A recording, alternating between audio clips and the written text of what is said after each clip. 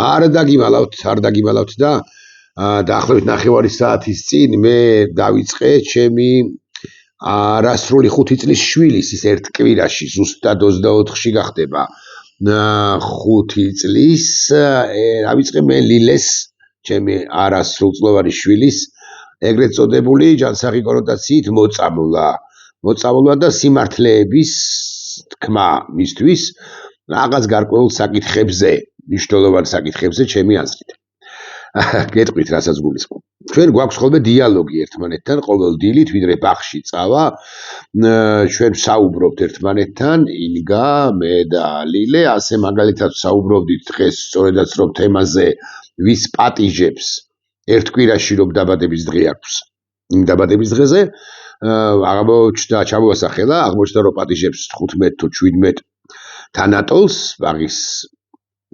თანაჯგუფელებს, მეზობლებს, მეგობრებს და ასე შემდეგ, ну ცხადია ხა ოჯახის ფართო ოჯახის წევრებსაც და მე რატომღაც იკითხა, სულაც არ ვიცი რატომ, გერმანიაშიო, გერმანული პოლიციაო, გერმანიაში ის ნამყოფია ლიზასთან, ჩემს უფროს გოგოსთან და გერმანიაში ჩვენ დაუდასტურეს რომ გერმანიაში არის გერმანული პოლიცია, ინგლისში არის ინგლისური თუ ბრიტანული პოლიცია. საქართველოშიო ჩვენ ვთქვით რომ საქართველოში არის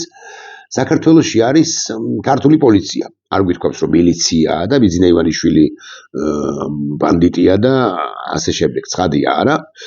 და რატო სცემსო უცებ მოულოდნელად იკითხა ბავშვმა არ ვიცი სად ნახა ალბათ ჩვენ რომ ნახულობთ ხოლმე მე და ინგა რაღაც ვიდეოებს რომ შევჩერდებით ხოლმე ყოველდღიურად ცელდება ამგვარი ვიდეოები იცით თქვენ ან ტელევიზორში ან ტელეფონში რატომ სცემსო მილიციაო ჩვენთანო საქართველოში გულისხმება ხალხსო ადამიანებსო ესე თქვა ზუსტად და აღარ მქონდა სიმართლე გითხრათ პასუხი ხო არ იქნება სამართალი არ იქნება მშვიდობა ან ცეცხლი ოლიგარქიას არ მithქვამს მისთვის ინგას თუ არ ვწდები კი არ ვწდები დაფიქსირებული აქვს მე უკვე შემთხვევით არა აბსოლუტურად შეგნებულად მე დავიწყე მოწამვლა მე კი აკითხარით ბავშვის მოწამვლა ჭყალებში რუსეთში რა პოლიციაო და ჩვენ ხარით რომ რუსეთში არის მილიცია და უკვე აქ წარმოვთქვი პირველად მოხდა ეს პირველი მომწამვლელი ჭყალებში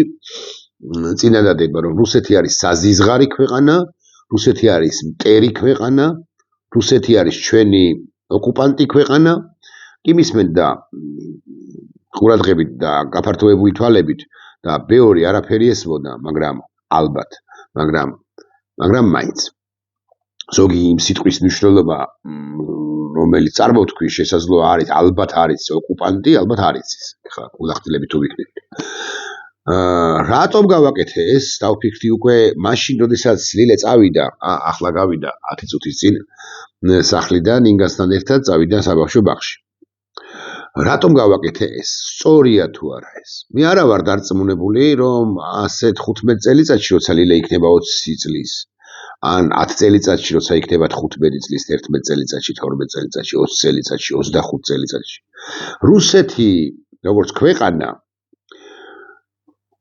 აღარ იქნება ჩვენი ქვეყნის მტერი ამომგდები ქვეყანა რომელიც ჩვენ გვებრძვის ქვეყანა რომელიც ჩვენს დასუსტებას ცდილობს ან ჩვენს განადგურებას ცდილობს და ახერხებს კიდეც ბიძინა ივანიშვილის პირობებში და ხელში 20 წლის შემდეგ ცხადია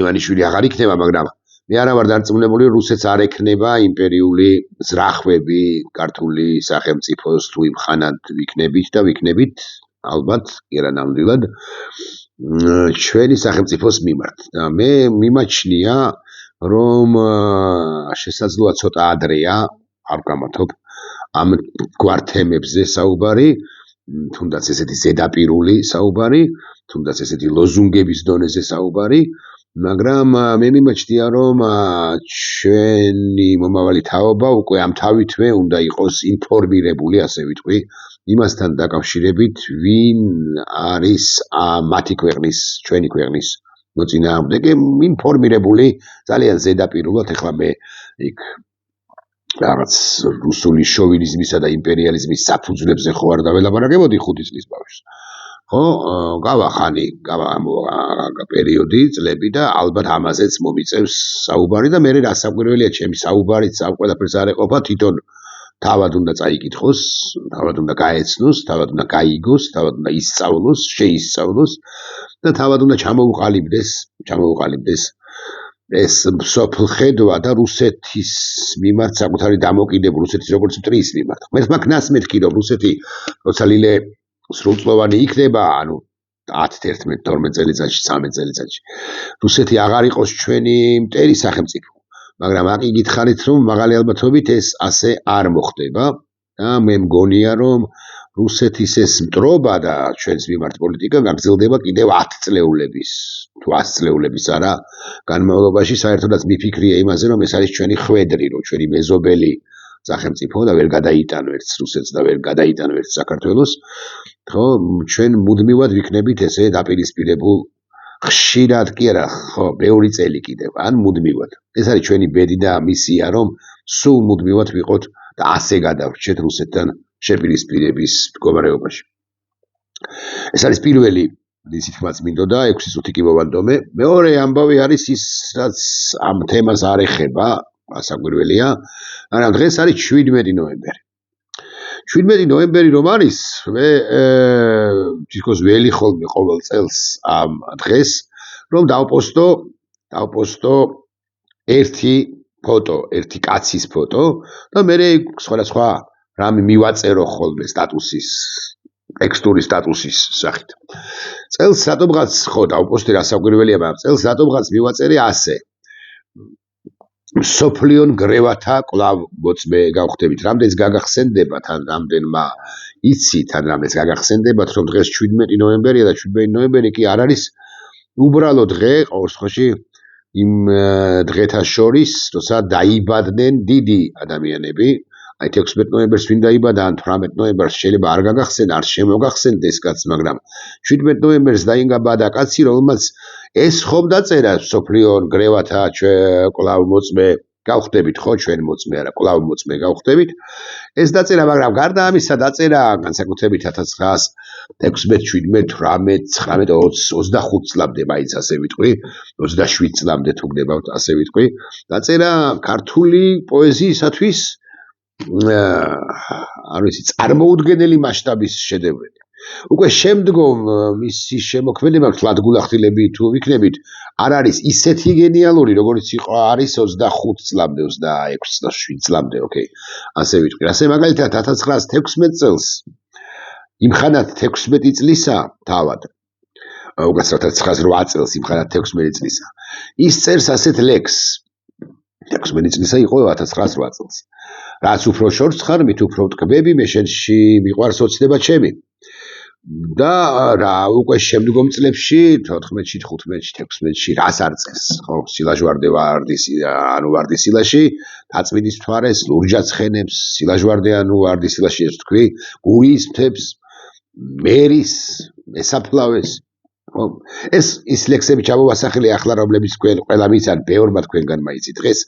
სწორედაც რომ galaktion tamizis დაბადების დღეა ეს გვიანდელი ფოტოა ამ პერიოდში ეს არის ალბათ 40-იანი წლების ფოტო ამ პერიოდის ლექსებიდან ხოლმე პერსონალურად ახლა ესე პირდაპირ პირველი რაც მახსენდება არის 1947 წელს დაწერილი ნიკორწმინდა რახელმა ააგო ხო მაგრამ სხვებს რომ შეშურდებათ ისეთი ლექსებიც ცხადია მას აქვს დაწერილი 40-იანებშიც 50-იანებშიც 59 წელს იცით თქვენ რომ ამ კაცმა თავი მოიკლა ბევრს გახსოვდათ რომ galaktionis დაბადების დღეა დღეს არა და უნდა გახსოვდეთ galaktions აი ამ ცნობილ ლექსში რომელზეც მე ახლა გაგიმახვილეთ ყოველდღება სოფლიონ გრევათა კვლავ მოწმე გავხდებით მე galaktioni ბევრგან აღიარებს მაგრამ ამ ლექსში განსაკუთრებით აღიარებს ჩემი აზრით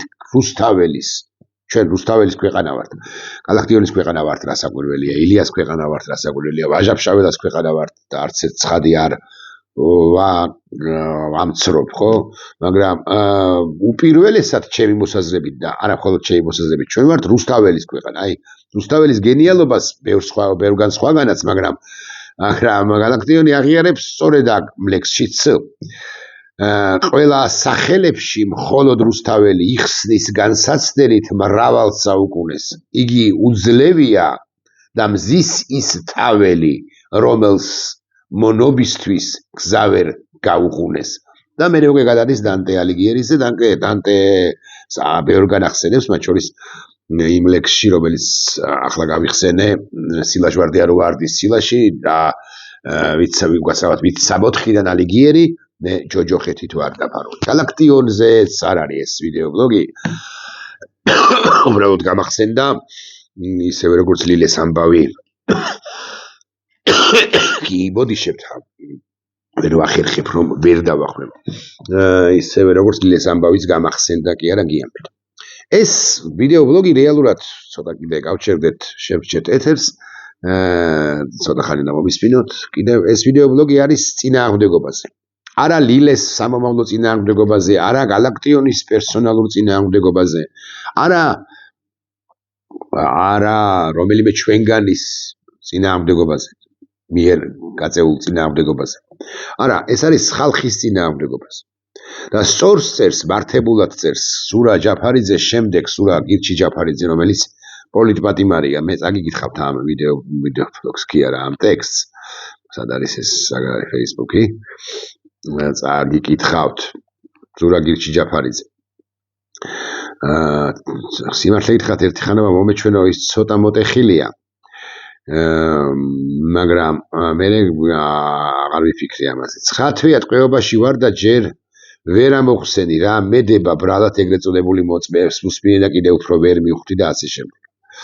მე გეტყვით რა არის დანაშაული? დანაშაული არ იცნობდე ჯანოს.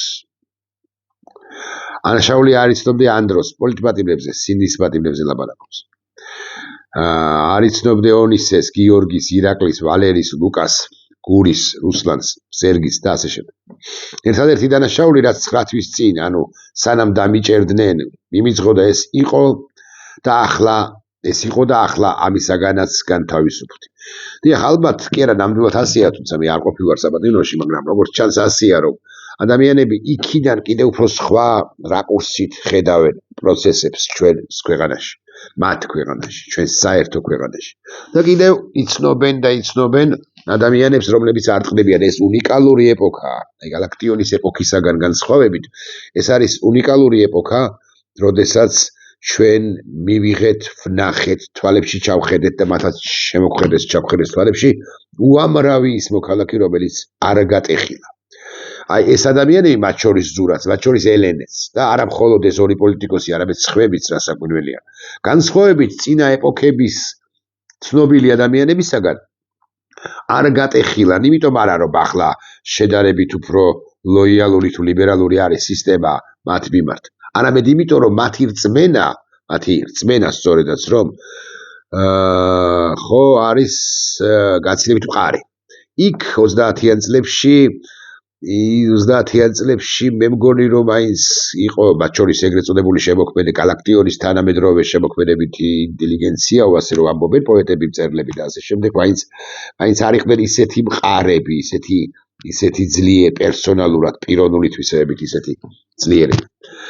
სურა ჯაფარიძე ამ ეპოქათა შორის რაღაც შედარებებს კი არ ვაკეთებ ახლა და რაღაც ლილე რომ დიდი იქნება იმ ეპოქაზეც კი არ ვამახვილებ ყოველდღიურად თუ მეორე მხრივ რატომაც არა თუ ამ ეპოქის ჩვენი დღევანდელი ეპოქის ახალგაზრდები და არა მხოლოდ არიან ესეთი უდრეკები, მე წარმოვიდგენია როგორები იქნებიან შემდგომი ეპოქის, აი 20 წლის თავზე ეპოქის ახალგაზრდები, ლილეს თაობა. ისინი მით უფრო არ გატყდებიან, ოღონდ ღმერთმა არქნას რომ რეპრესიული მანქანები იყოს მაშინაც 20 წლის თავზე, თუმცა გითხარით რომ რუსეთი ალბათ კი არა ნამდვილად იქნება იმპერიული და იმგვარი როგორიც არის ის დღესაც ან როგორიც იყო გუშინ. სურას ამ ვრცელ ტექსტში, სურა ჯაფარიძისა გილოცავთ საბოლოოდ გავსწორდა ასე ბევრ საინტერესო რამეს წერს, ხო დედა ჩემი არ შემოუშვეს საქართველოში ეს სხვისი სიტყვებია შესაძლოა. არა აქ ამას მნიშვნელობა, მოკლედ ძალიან საინტერესო ტექსტია, ვრცელი მეთქი აქ გითხარით, ერთ ჩავედი ბოლომდე და აი ბოლოში მივედი.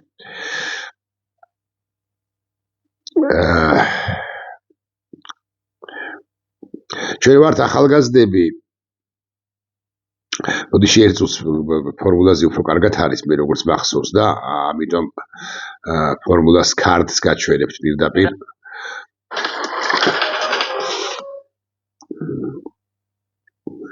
ჩვენ პატიმრები არ ვართ, წერს სურა ჯაფარიძე. ჩვენ ვართ მძევლები, ჩვენ დაგვხოცავენ თუ დადუმდებით.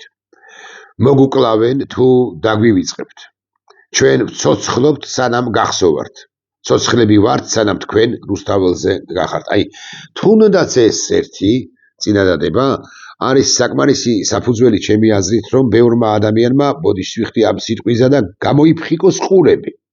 ერთი ადამიანის მოკვდინება სკი არყის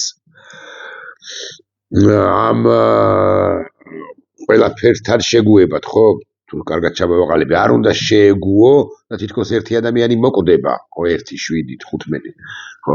მაგრამ ამას ეს არ უნდა დაუშვა, ეს ერთი ადამიანის მოკვდინებაც კი არ უნდა დაუშვა. მკვლელობა რეალურად, რომელსაც სჭადის თუ ინდივიდების და თუ მთლიანად ქვეყნის მიმართ ბიზინა ივანიშვილი.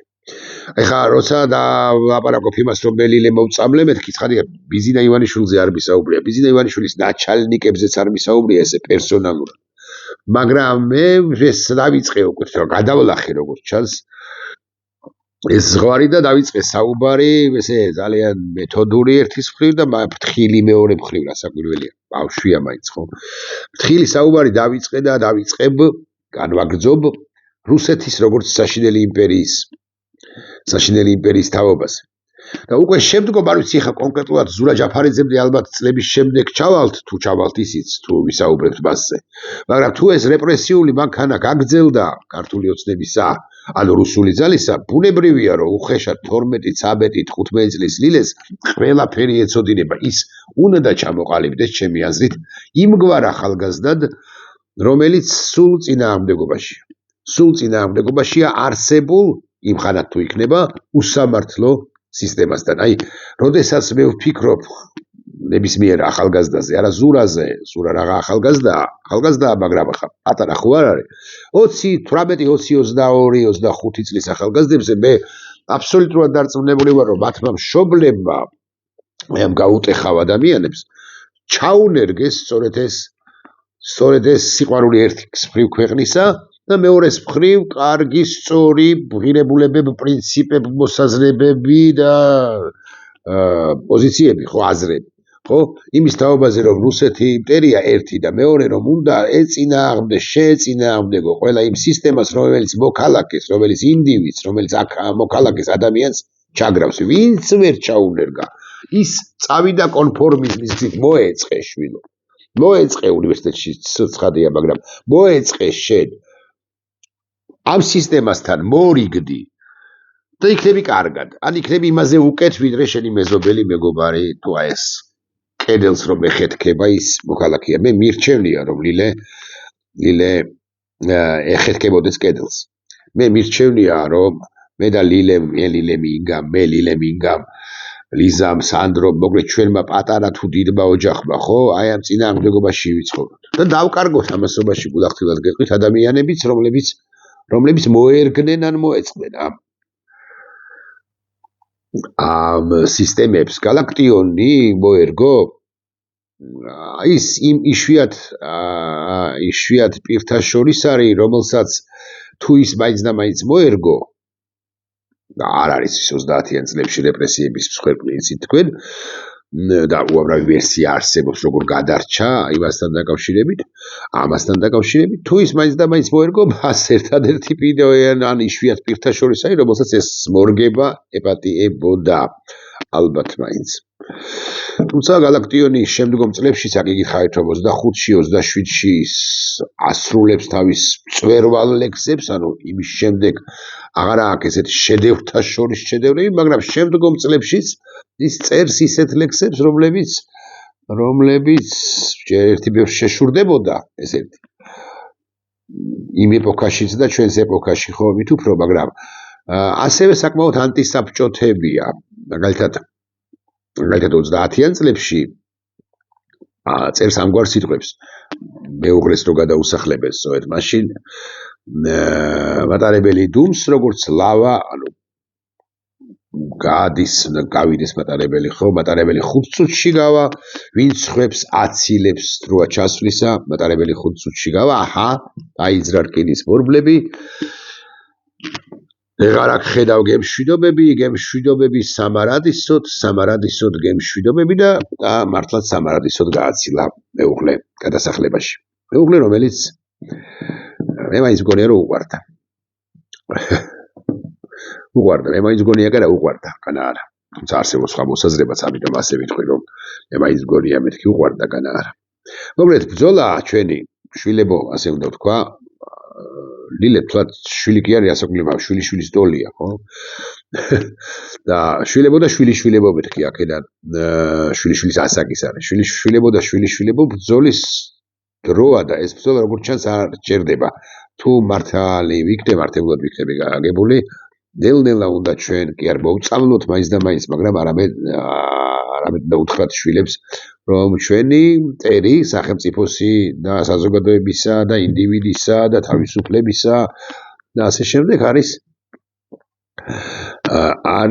რუსეთი და რუსეთის ყველა აქაური აგენტი, რომელიც შეიძლება ვერცად ცნობიერებდეს ზოგიერთი მათგანი, მაგრამ ემსახურება ამ რუსეთს რა გინდა რა ლამაზი ლოზუნგებით.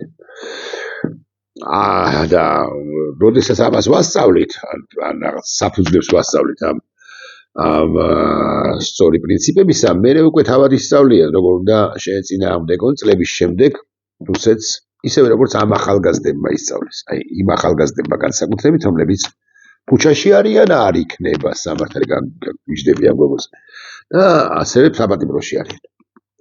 ლილემაც და ჩვენმა შვილებმაც ახლა რომ 5, 7, 10, 12 წლის 15 წლის არიან, უნდა იყვინონ რომელიღაც ეტაპზე არ იქნება სამართალი და არ იქნება მშვიდობა, იმიტომ რომ მშვიდობა არ იქნება. ეს უნდა გავაგებინოთ ბიძინა ივანიშვილს და სხვებსაც. მშვიდობა არ იქნება თუ არ იქნება სამართალი და ბიძინა ივანიშვილის პირობებში სამართალი ჩანს არ იქნება. რომც დაამყაროს ბიძინა ივანიშვილმა სამართალი ხო ის უკვე უსამართლო ლიდერად არის აღიარებული, რამდენადაც აბდენი ადამიანი 200-მდე ჯამში და ეხლა საპატიმროში არის დაახლოებით 100-მდე ხო ამოკეტა ციხეში ზოგი 15 დღით, ზოგი 7 დღით, ზოგი 4 დღით, ზოგი 1 დღით და ზოგი 2 წლით და ზოგს უპირებს რომ ამოკეტოს წლებით. აი ზოგს მაგალითად სურა ჯაფარიძე შეიძლება ამოკეტოს 12, 13, 15 წლით. დაპასუხი გვაქვს შვილებისთვის სურა შვილებისთვის, ხო, ალბათ ის პასუხი გვაქვს, რასაც გასცემს სურას მეუღლე. რომ უნდა იბრძოლოთ, სურაც იტყვის აბას საპატიმროდან და ჩვენც უნდა უთხრათ ჩვენ შვილებს. უნდა იბრძოლოთ, იმიტომ რომ დაჩაგრავენ სხვა შემთხვევაში შენს მეზობელს, შენს ახლობელს, შენს მეგობარს, შენს ნათესავს და ასე შემდეგ. შენ თუ მოერგები, პალისზე თავს უბრალოდ ვერ დადებ. თუ ხარ რომ ძალიან ბევრი ჩემს გარშემო მოერგო. ვერ ხედავ, გამიგზელდა ვიდეო ბლოგი, ვერ ხედავ, არ მაინტერესებს რა ხდება. ეს ხომ მე არ მეხება. თავარია მე ჭამოსაც ვერ ვამბობ ამ სიტყვას, ვთქვლიფო და მე ლილეს ვასწავლი რომ თავარი არ არის, რომ ვთქვლიფოთ. საერთოდ არ არის. არათუ თავარი, არამედ მეასე ხარისხოვანიც არ არის, არც ერთ ხარისხოვანი არ არის. თქლეფა, ყველას გვჭირდება რასაკვირველია შემოსავალი, მაგრამ თქლეფა არ არის თავარი. ესე ვასწავლე ჩემს უფროს გოგოს, ლიზას და ასე ვასწავლე ლილესაც რასაკვირველია. და შენი გამოჩნდება, ზოგი დავეცემით, ანუ დავიბრიდებით, ზოგი არ დავიბრიდებით. ადრე თუ გვიან ყველა დავიბრიდებით. ოღონდ სოფლიო ნგრევათა კვლავ მოწმე გავხდებით. ამ სისტემის ნგრევათა მოწმენი გავხდებით ბევრი. ნახვამდის.